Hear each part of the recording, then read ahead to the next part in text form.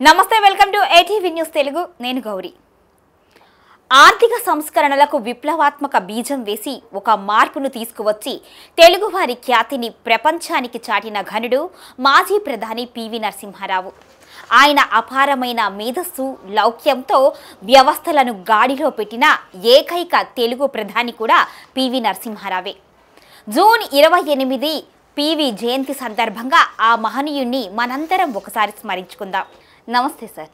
నమస్కారం గౌరీ గారు. Sir, PV అంటేనే ఆర్థిక సంస్కరణలకు పితామహుడు అంటారు.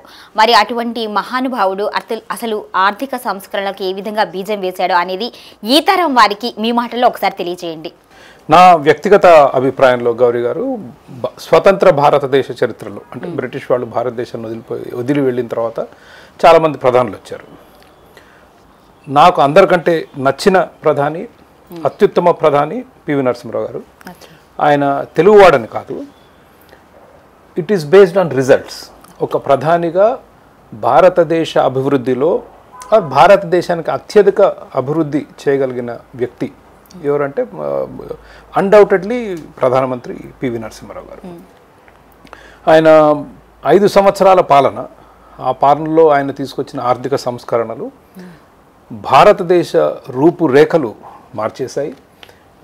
ఎందుకంటే నేను 1989 నుంచి 93 వరకు, that is when I did my graduation, bachelors అప్పుడు చదివాను ఇంజనీరింగ్. ఎంత దుర్భరంగా ఉండేయంటే ఆ రోజుల్లో సోషలిస్టు ఆర్థిక విధానాలు భారతదేశాన్ని విపరీతంగా కుంగదీశాయి. ఆర్థికంగా ఎదగకపోగా దేశం బీదరికం, జనాభా సమస్య, ఉపాధి అవకాశాలు లేకపోవడం. నేను గ్రాడ్యుయేట్ అయినప్పుడు 1993లో 600 నుంచి 800 నెల జీతం. బెస్ట్ ఎంప్లాయర్ అప్పట్లో అంటే టీసీఎస్, అప్పుడు ఉండేది TCS. The only computer software company was TCS. టీసీఎస్లో ఉద్యోగం అంటే మీరు ఈరోజు గూగుల్, యాపిల్ వాటితో పోల్చుకోవచ్చు. అంటే ఇట్స్ లైక్ ఎ ప్రెస్టీజ్. టీసీఎస్లో ఉద్యోగం వస్తే 1500, 1600 జీతం. అది చాలా పెద్ద జీతం అప్పట్లో. కాబట్టి ఇంకా ఈ దేశంలో బతకలేక మేమందరం ఇతర దేశాలకు పారిపోయాం. అమెరికాకి వెళ్ళటం, యూకే పోయేవాళ్ళు యూకే పోవటం కాదు. ఎక్కువగా అప్పట్లో అమెరికాకి వీసాలు వచ్చాయి, కాలేజ్ యూనివర్సిటీలో అడ్మిషన్లు వచ్చాయి కాబట్టి ఎక్కువగా అమెరికా వెళ్ళేవాళ్ళం. అయితే పివి నరసింహారావు గారి గొప్పతనం తెలుసుకోవాలంటే ఇతర అంశాలు కూడా ఉన్నాయి పివి నరసింహారావు గారికి. నేను briefly touch up on it. ఆర్థికంగా ప్రత్యేకంగా 1980s 1980లో 90లో ఈ కాలం యువత they don't know what life was back then. ఒక ఫోన్కి అప్లై చేస్తే, ఏది నేను సెల్ ఫోన్ కాదు, ల్యాండ్ లైన్, అప్పట్లో ల్యాండ్ లైనే. మా ఇంట్లో మాకు ల్యాండ్ లైన్ ఫోన్ కావాలి అని అప్లై చేస్తే ఒక 5 నుంచి 10 సంవత్సరాలు పట్టేది రావడానికి. బజాజ్ చేతక్ స్కూటర్ అంటే అసలు అది తెచ్చుకోవటం అంటే అసాధ్యం. ఓకే, మీరు అప్లై చేసిన తర్వాత ఇప్పుడు ఎవరికైనా పెళ్ళి అవుతుంటే కట్నంలో బజాజ్ చేతక్ అడిగేవాళ్ళు. అది అసాధ్యమైన గిఫ్ట్, దొరకదు ఎక్కడ మీకు Bajaj Chetak. You to apply and wait. ఓ 1-2 సంవత్సరాలు ఆగితే అప్పుడు అమ్మాయికి పెళ్లి చేసి స్కూటర్ కట్నంలో ఇవ్వచ్చు. నెహ్రూ గారి పుణ్యమాని ఒక 40 సంవత్సరాలు మన దేశం బాగా వెనక్కిపోయింది.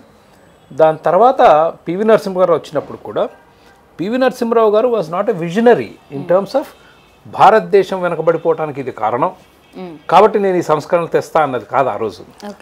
ఆ రోజు పరిస్థితి ఏంటంటే, ఇవాళ మన ప్రపంచంలో ఏ దేశమైనా కూడా అన్ని మనం ఉత్పత్తి చేసుకోలేము. ఇప్పుడు మన దేశంలో పెట్రోల్, డీజిల్ మనం సొంతంగా ఉత్పత్తి చేస్తే సరిపోదు, వేరే దేశాల నుంచి తెచ్చుకోవాలి. అట్లా చాలా ఉత్పత్తులు ఉంటాయి మనం తెచ్చుకున్నంత మంది మళ్ళీ మనం ఎగుమతి చేస్తాం. మన దగ్గర బాగా ఉత్పత్తి చేసేవి ఏవైతే ఉంటాయో అవి వేరే దేశాలకు ఎగుమతి చేస్తాం. That is how it is. For that you need foreign exchange. Foreign exchange అంటే డాలర్లు కానీ, బంగారం కానీ, ప్రభుత్వం దగ్గర టన్నుల కొద్ది బంగారం ఉంటుంది, ఇవన్నీ అవసరం. So the foreign exchange reserves have fallen down. భారతదేశానికి మనం ఆయిల్ కొనుక్కోవటానికి, ఆయిల్ అంటే మన పెట్రోలు, డీజిల్ ఇట్లాంటివి కొనుక్కోవటానికి కావాల్సిన డబ్బు డాలర్లు అయిపోయాయి. Because our economic policy so bad, మనం ఏమి ఎగుమతులు చేయట్లేము. ఎగుమతి చేయకపోతే మీకు డాలర్ రావు. మీరు ఎగుమతి చేస్తే మీకు డాలర్ వస్తాయి. ఆ డాలర్ తోటి మీరు ఆయిల్ కొనుక్కోవచ్చు, ఇంకోటి కొనుక్కోవచ్చు, ఇంకో కార్లు కొనుక్కోవచ్చు, ఏవైనా కొనుక్కోవచ్చు, వస్తువులు, రా మెటీరియల్, ప్లాస్టిక్, ఐరన్, రకరకాలే కొనుక్కోవచ్చు. అది 1991లో పివి నరసింహరావు గారు ప్రధానమంత్రి అయిన రోజు ఉన్న పరిస్థితి. దివాలా తీసిన దేశం భారతదేశం. ఏమి చేయాలో దిక్కుతోచని పరిస్థితి. మన్మోహన్ సింగ్ గారు ఫైనాన్స్ మినిస్టరు, చిదంబరం గారు కామర్స్ మినిస్టరు. ఆ పరిస్థితుల్లో వరల్డ్ బ్యాంక్ దగ్గరికి అప్పు కొరకు వెళ్ళింది భారతదేశం. అప్పు కొరకు వెళ్ళినప్పుడు $3 billion is what they asked. 3,000 కోట్ల డాలర్లు. ఇవాళ లెక్కలో 3 టైమ్స్ అంటే 24-25 వేల కోట్లు ఆ రోజుల్లో అడిగింది. 25,000 కోట్ల రూపాయలు అప్పు. ఏది అర్జెంటు ఇంట్రెస్ట్ పేమెంట్స్కి దిగుమతులు చేసుకోవటానికి. చేస్తే World Bank has put conditions on reforms. What they have said is, ప్రభుత్వం సరళీకరిస్తే ఆర్థిక వ్యవస్థని మేము అప్పు ఇవ్వడానికి సిద్ధంగా ఉన్నాం.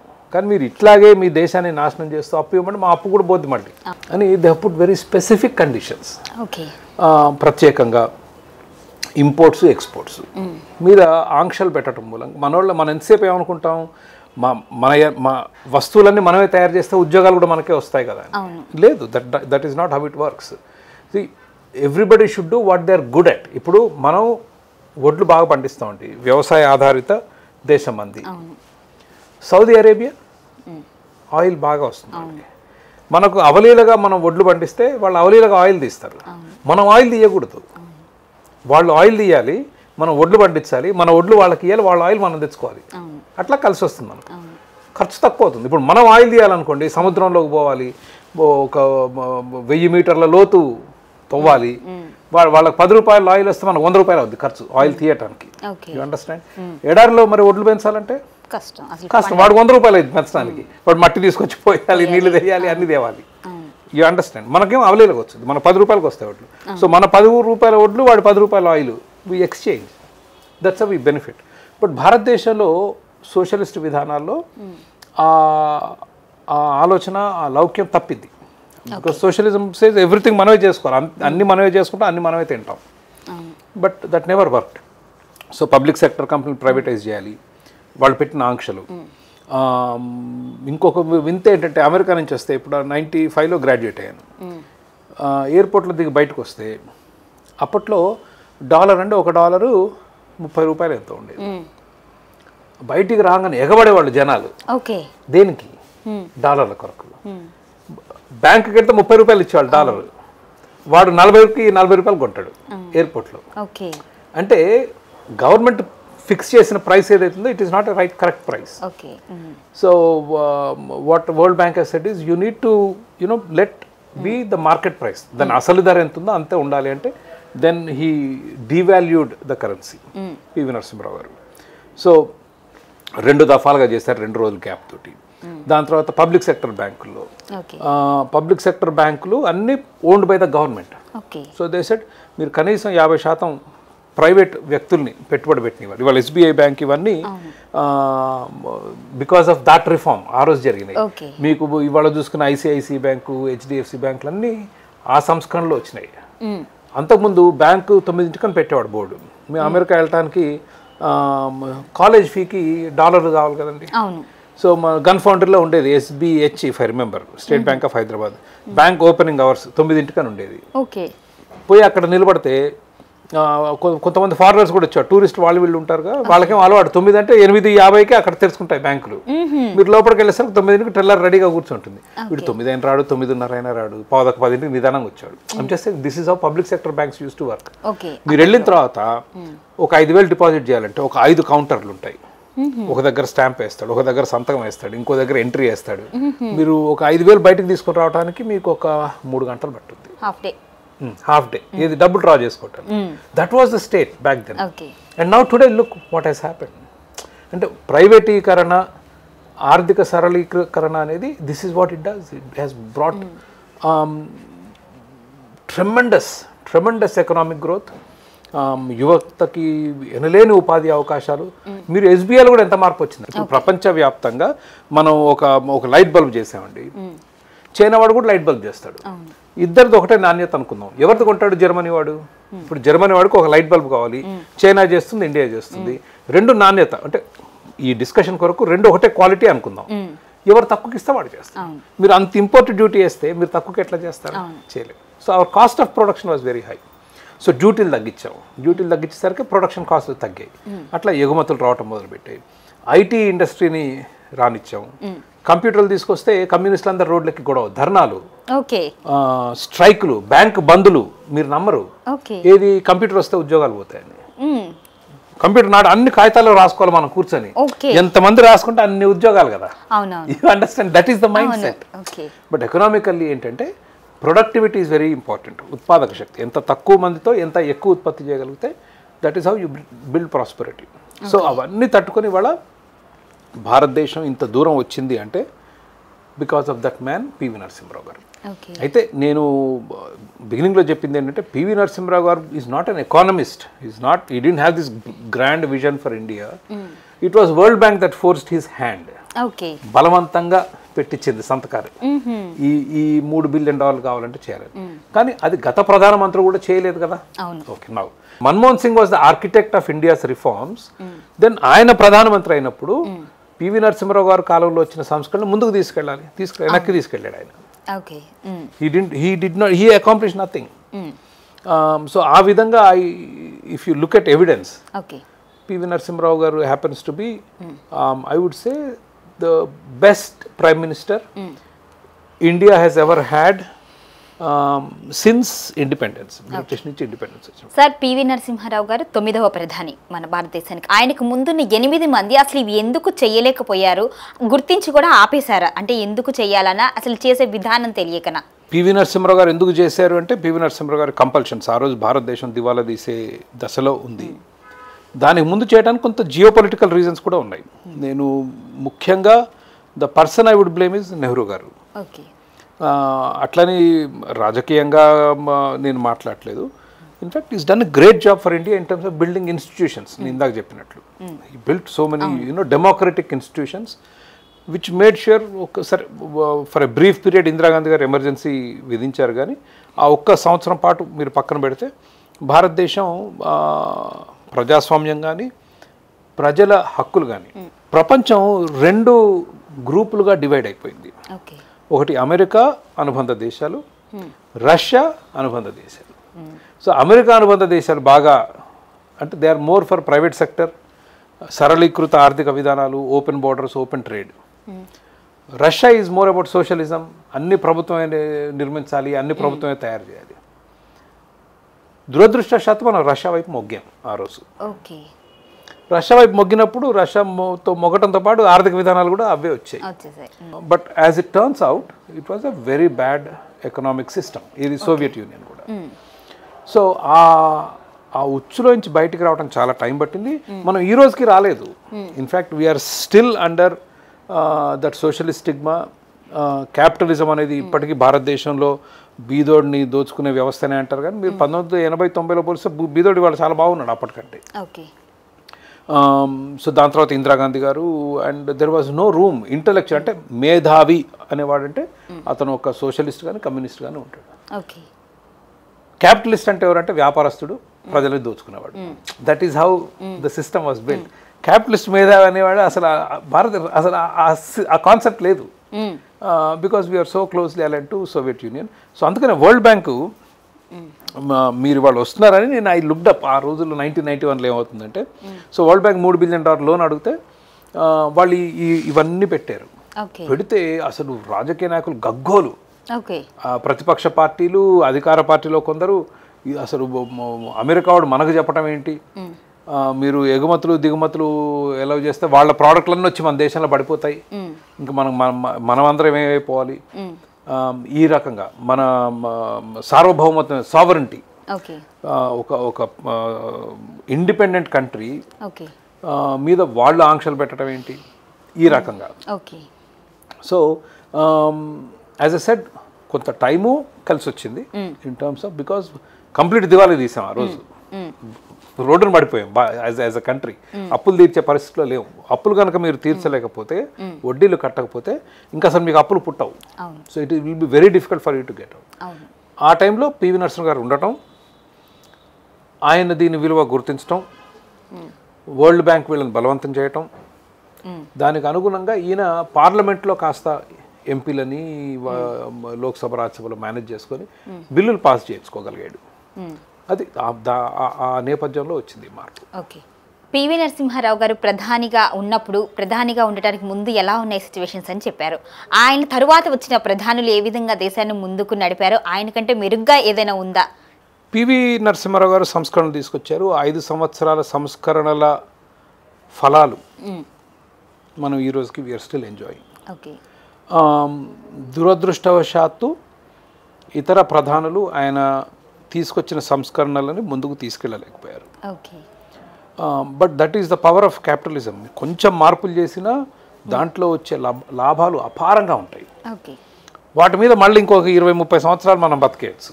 And that is what is happening in India. However I give you one exception. Vajpayee గారు మాత్రం ఆయన అధికారంలో ఉన్నప్పుడు 5 సంవత్సరాలు మీకు గుర్తుండే ఉంది, ఇండియా షైనింగ్ అనేవాళ్ళు అప్పుడు. He continued the reforms. Vajpayee గారి ప్రభుత్వంలో 5 సంవత్సరాలు. Arun Shouri was disinvestment minister if I remember correctly. 5 సంవత్సరాలు ముందుకు తీసుకెళ్ళారు.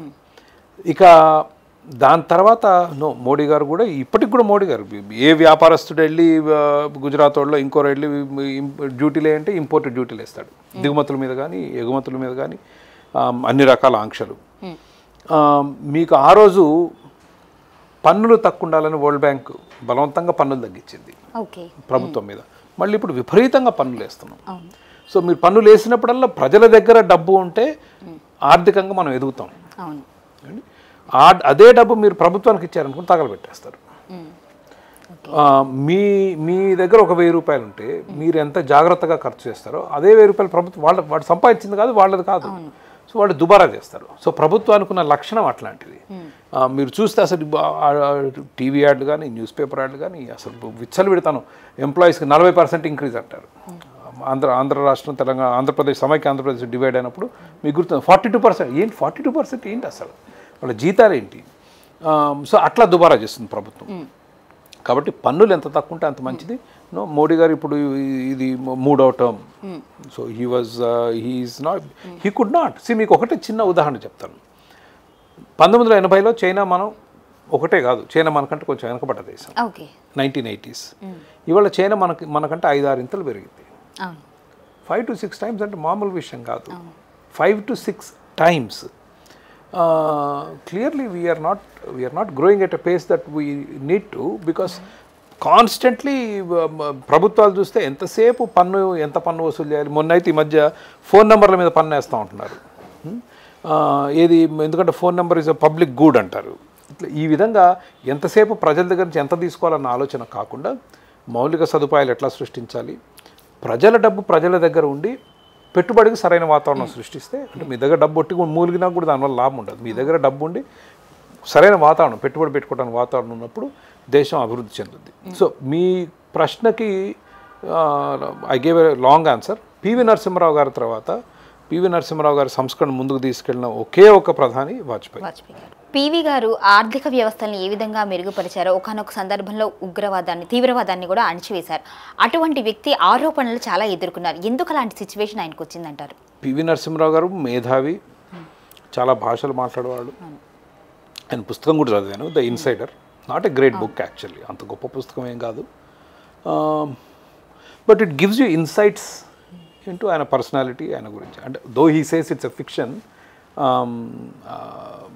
ఇన్సైడర్ అనే పుస్తకం ఫిక్షన్ అంటారు కానీ, but at the same time he gives hints that వాస్తవానికి దగ్గరగా రాసిన పుస్తకం. ఆయన experiences, he try to fictionalise the story. దాంట్లో ఉన్న క్యారెక్టర్ ఆయనదే అన్నట్లు. కాకపోతే it's not 100%, but he wrote it. Plus ఆయనే అన్నాడు నా జీవితానికి కాస్త దగ్గరగా ఉన్న కథనం అని. అండ్ ఈ grew up in Congress party.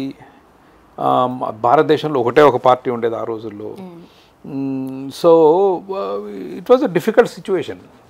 రాజకీయాలు వింతగా ఉండే ఇందిరాగాంధీ గారి నాయకత్వంలో. నేను ఇదే అంటాను, భారతదేశంలో ప్రజాస్వామ్యం పార్టీ ఎన్నికలో ఉంది, పార్టీలలో ప్రజాస్వామ్యం ఉండదు. ఎంతసేపు నాయకుడి మెప్పు కోసమే వీళ్ళ పోరాటం. The true kind of leadership has not emerged in India. And leadership is always about పైన కూర్చున్న వాళ్ళని ఇంప్రెస్ చేసుకోవటానికి. సో ఆ విధంగా కొంత సిస్టమ్ ఇప్పటికి కూడా అంతే. మొన్న I was watching some video about Jaganmohan Reddy గారు ఎక్కడ కూర్చొని ఉంటే మంత్రులందరూ వచ్చి కాళ్ళు పట్టుకుంటున్నారు పోతున్నారు. So that is the kind of system we promote. It's a feudal system. ఒక ఫ్యూడల్ వ్యవస్థ. ఆ వ్యవస్థకు ఒక ఫ్యూడల్ లీడర్ ఎవరో ఉంటారు. అయ్యేసరికి కొంత ఎథిక్స్ మోరల్స్లో కొంత తేడా వచ్చింది. 1. 2, ఆయన ప్రధానమంత్రి అయినప్పుడు he didn't have a big majority. Okay, right. He had to rely on his allies. ఇతరులతో ఉన్నప్పుడు కొన్ని థింగ్స్ హ్యావ్. ఇప్పుడు మోడీ గారు ఉన్నారు. మోడీ గారు కూడా ఎంపీలని వాళ్ళని అందరినీ చూస్తూనే ఉన్నాం. ఇతర బెదిరియటం, సిబిఐ, ఈడీ, ఐటీ ఇవన్నీ నడుస్తూనే ఉంటాయి. సో అదేవిధంగా పివి నరసింహ గారు ప్రధానమంత్రి గారు ఉన్నప్పుడు కూడా ఆయన మీద ఉన్న ప్రధాన అభియోగం ఏంటంటే ఈ ఎంపీలని వాళ్ళని కాస్త వాళ్ళ పార్టీలో లాగటం, కొన్ని అభియోగాలు వాళ్ళకి డబ్బులు ఇచ్చి కూడా తీసుకొచ్చారు అనే అభియోగాలు ఉన్నాయి. But that is what it is. But అందుకే అంటున్నాను, ఏ మనిషి కూడా గాంధీ మహాత్ముడిలాగా, గాంధీ మహాత్ముడిలో కూడా కొన్ని పొరపాట్లు ఉండొచ్చు కానీ అంత పర్ఫెక్ట్గా ఉండరు. So you assess A leader by results. మాటలు కాదు, చేతలు కాదు, వాళ్ళ మాటలు చేతల ద్వారా వచ్చిన ఫలితాలను చూసి మీరు అతని నాయకత్వాన్ని బేరీజ్ వేస్తే పివి నరసింహారావు గారు తీసుకొచ్చినంత సమూలమైన మార్పు, ఒక దేశాన్ని అభివృద్ధి చేయడానికి ఆయన చేసిన శ్రమ నోబడీ హ్యాస్ డన్ ఇట్. భారతదేశ రూపురేఖలనే పివి గారు మార్చేశారు. అదేవిధంగా కాంగ్రెస్ పార్టీ కూడా ఆయన తర్వాత ఒక మంచి పేరును, ప్రఖ్యాతిని గాంచింది. అయితే సోనియా గాంధీ ఆయన ఎందుకు ద్వేషించారు? ఆయన మరణం తర్వాత అసలు ఆయనకి ఢిల్లీలో కాకుండా హైదరాబాద్లోనే అంత్యక్రియలు చేయడం, ఇవన్నీ అసలు ఎందుకు జరిగాయి? రాజకీయాలలో ఇవి సర్వసామాన్యం. పరకాల ప్రభాకర్ గారు నాకు మంచి మిత్రుడు. పరకాల ప్రభాకర్ గారు పివి నరసింహారావు గారికి చాలా సన్నిహితుడు ఆ కాలంలో. So he keeps telling me things that used to happen. I don't know how much I can share or how much I cannot share. But what happened is, Sonia Gandhi wanted a puppet prime minister, like Manmohan Singh. And P.V. Narasimha Garu was not a puppet prime minister. Ayana G. Huzur prime minister kaadu. అది అంత అభివృద్ధి సాధించి దేశంలో ఇంత సమూలమైన మార్పులు తీసుకొచ్చి ఇన్ని చేసినా కూడా ఆయనకి కాంగ్రెస్ పార్టీలో గుర్తింపు రాలేదు. ఎందుకంటే ఇందాక మీరు చెప్పినట్లు ఇది ఒక ఫ్యూడల్ వ్యవస్థ.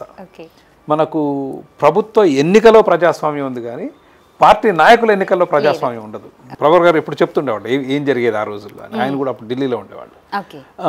బట్ చెప్పొచ్చో చెప్పకూడదు నాకు తెలియదు. Maybe you should do an interview with him because he'll tell you everything as to how that relationship got sour between PV Narasimha Rao గారు and Sonia Gandhi. So that was the main reason. P.V. Narasimha Garu was not a G. Huzur Prime Minister. Like Manmohan Singh. కాబట్టి అది కొంత మనస్పర్ధలు సృష్టించింది. Then once you're out of party leader, నువ్వు ఎంత మహానుభావుడు అయినా నిన్ను మళ్ళీ హైదరాబాద్కి పంపించి ఇక్కడే అంత్యక్రియలు చేయాలి, తప్పదు. పివి నరసింహారావు లాంటి ప్రధాని నుంచి ప్రెజెంట్ ఉన్న వాళ్ళు కానీ ఇక మీదట ఉండే ప్రధానులు కానీ అసలు ఆదర్శంగా తీసుకోవాల్సిన అంశాలు ఏంటి అంటారు? పివి నరసింహారావు గారిలో చాలా మంచి లక్షణాలు ఉన్నాయి. I mean persistence. ఆయన అవకాశం కొరకు ఎప్పుడు వేచి ఉండేవాడు. ఆంధ్రప్రదేశ్ రాష్ట్ర ముఖ్యమంత్రిగా కూడా చేశాడు. ఈ బిలీవ్డ్ ఇన్ సర్టన్ ఐడియల్స్. మీకు తెలుసో లేదో జై ఆంధ్ర జై తెలంగాణ ఉద్యమాలు వచ్చినప్పుడు రెండింటిని వ్యతిరేకించాడు ఆయన. తెలుగు ప్రజలు కలిసి ఉండాలని కోరుకున్నాడు, తెలంగాణ వ్యక్తి అయినప్పటికీ కూడా గట్టిగా. He never moved away from his stands through the entire time. దాంతోపాటు మేధావి. ఇవాళ మనకు రాజకీయాల్లో లోపించింది ఏంటంటే చదువుకున్న వాళ్ళు కానీ మా మేధావులు కానీ రావడానికి జంకుతున్నారు. రౌడీ మూక ఎక్కువ అయిపోయింది. మీరు చూసారు, ఈవీఎంలు పగలగొట్టేవాళ్ళు, పొడుచుకునేవాళ్ళు, తలలు పగలగొట్టేవాళ్ళు, ఇది ఎక్కువ అయిపోయింది. సో యూనో అట్లాంటి వాళ్ళు మనకు రాజకీయాల్లో కనిపించినప్పుడు it inspires more people to join. So I mean that way I think he was a great man. But at the same time, one very important characteristic of P.V. Narasimha Rao Garu was he didn't have a full majority. He didn't have a full mandate. తను చేయాలనుకుని చేయడానికి mandate లేకపోయినా కూడా he showed that work can still be done. ప్రభుత్వంలో మాకు కావలసినంత సంఖ్య లేదు కాబట్టి పార్లమెంట్లో పని చేయలేమని కాకుండా he still was able to manage, take people along with him to get work done, and that was commendable. ఇంత కాంప్లికేటెడ్ వ్యవస్థలో పనిచేయించడం అనేది that is one big credit he gets. PV గారు ఎంత మేధావో అంత లౌక్యంతో ఉండేవారట కదా, అసలు ఎదుట వ్యక్తిని నమ్మేవారు కాదు అనేది కూడా ఉంది. అంటే ఆయన అటువంటి అంటే ఏం మాట్లాడాలో అది ఫిక్స్డ్గా ఉంటుందంట. సో అలానే ప్రతిదీ డీల్ చేసేవాళ్ళ ఏ వ్యవహారమైనా, అందుకోసమే ఆయన సక్సెస్ అయ్యారు అనుకోవచ్చా? కాంగ్రెస్ పార్టీ అనేది ఒక పద్మవ్యూహం. అప్పట్లో అది ఒకటే పార్టీ కదా, వేరే పార్టీలు ఉండేవి కదా. అందరు దాంట్లోకే పోవాలి, అందరు దాంట్లోనే సర్వైవ్ కావాలి. సో ఆ పార్టీ అతనికి చాలా గుణపాఠాలు నేర్పించింది, ఆ పాఠాలు నేర్పించింది, గుణపాఠాలు కాకపోయినా. So he was able to survive in that party for a long time. And he was loyal. He was a loyal Congress party worker all his life, except వచ్చిన మనస్పర్ధలు కూడా only when he was the prime minister. అది ఆయన తప్ప సోనియా గాంధీ గారి తప్ప అనేది మనకు తెలీదు. But generally he was able to wade through that Congress party waters better than anybody else. ఇక ఎంపీల కొనుగోలు అనే వ్యవహారంలో ఒక మచ్చ ఆయనకి మిగిలిపోయింది. ఇంకోవైపు చూస్తే అసలు ఆయన నిష్కలంకుడు అని ప్రతి ఒక్కళ్ళు అంటారు. అసలు ఏంటి ఈ కాయిన్కి ఒకవైపు ఇలా ఒకవైపు అలా ఎందుకుంది అంటారు? ఆయన ప్రధానిగా ఉన్నప్పుడు ఆయనకి ఒక చిన్న మచ్చ లాంటిది ఏమన్నా ఉంది అంటే వీటికి ఏవి ఆధారాలు లేవు, అభియోగాలే. But they are credible. ఎంపీల కొనుగోలు, ఎంపీలని ఏదో మభ్యపెట్టి వాళ్ళకి ఏదో ఇచ్చి వాళ్ళ పార్టీలో లాక్కున్నాడు అనేది ఒక అభియోగం ఉంది. అది ఎంతవరకు వాస్తవం మనకు తెలీదు. But that remains to be a blotch on his career as a prime minister. But as I said, భారతదేశంలో 2 రకాల అవినీతులు ఉన్నాయి గౌరీ గారు. ఒకటి అధికారం అడ్డు పెట్టుకుని 1,00,000 కోట్లు లోపలేసుకోవటం. రెండోది పీపుల్ ఆర్ సమ్వాట్ ఫర్గివింగ్. రెండోది ఏంటి అంటే మనం వ్యక్తిగతంగా డబ్బులు తీసుకోము, పార్టీ కొరకు, పార్టీలో ఎన్నికల కొరకు కొంత తీసుకుంటారు. ఆయన వ్యక్తిగతంగా అవినీతి పరుడు అన్న అభియోగం మనకు కనిపించదు. పార్టీ పరంగా చేసి ఉండొచ్చు, చేయకపోవచ్చు. As a said, without evidence I can't say. But ఆయనకు ఆ పేరు అయితే వచ్చింది, ఎస్పెషల్లీ ప్రధానమంత్రిగా ఉన్నప్పుడు. బట్ దాని మూలంగా కొంత మంచి జరిగింది. In terms of lot of bills have been passed పార్లమెంట్లో, and because of which today India is where it is. But he never faced any accusations of personal corruption. అంటే ఆయన చేస్తుంటే ఇప్పటికి సగం హైదరాబాద్ ఆయనకే ఉండేది ఇక్కడ. వాళ్ళ పిల్లలు కూడా బ్రహ్మాండంగా ఉండేవాడు. So no, I don't see that being the case. So he will be చరిత్రలో ఒక గొప్ప ప్రధానిగా మిగిలిపోతాడు. కాంగ్రెస్ పార్టీ వాళ్ళు ఆయన గుర్తించినా గుర్తించకపోయినా ప్రజలు గుర్తిస్తారు, చరిత్ర గుర్తిస్తుంది. తెలుగు జాతికి ఒక గొప్ప వ్యక్తి మన చరిత్రలో. తెలుగు జాతిలో తెలుగు చరిత్ర రాసినప్పుడు అందులో ఈయన పేరు ఇంకొక 200-400 ఏళ్ల తర్వాత కూడా ఈయన పేరు తప్పకుండా ఉంటుంది. ఈరోజు ఒక మహనీయుడి గొప్పతనాన్ని, అదేవిధంగా ఆయన ఆచరించిన విధానాలను కూడా ఎంతో వివరంగా మాకు తెలియజేశారు. Thank you so much sir. Thank you Gauri గారు.